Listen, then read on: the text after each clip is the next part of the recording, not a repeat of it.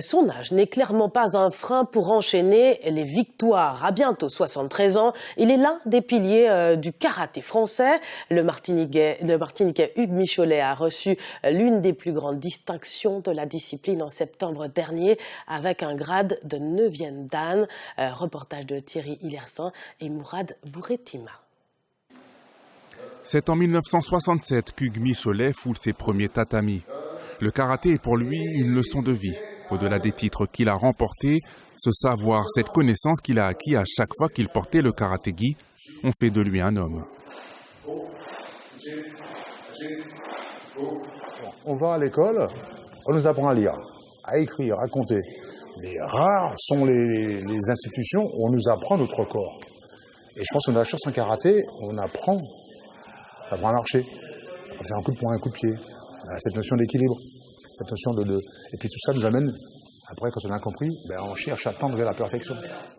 Cette perfection, Hugues l'a recherchée tout au long de sa vie de karatéka, une obsession reconnue par ses pairs d'ailleurs. Le natif du Lorrain a reçu son grade de 9e dan en septembre dernier, une distinction réservée aux grands maîtres de la discipline. Je forme des hommes et des femmes. J'apprends aux gens un peu à sortir de leur petit train-train là et leur faire comprendre qu'à travers le sport, c'est pas seulement un sport, c'est un art. À travers l'art martial, on peut s'améliorer. Le karaté se porte bien. Après le judo, c'est le 2e sport de combat le plus pratiqué en France et pourtant son absence aux Jeux Olympiques alimente encore les débats. Le problème, c'est qu'on n'arrive pas à capter le grand public. On a l'impression qu'on fait un sport, mais c'est un sport pour nous karatéka.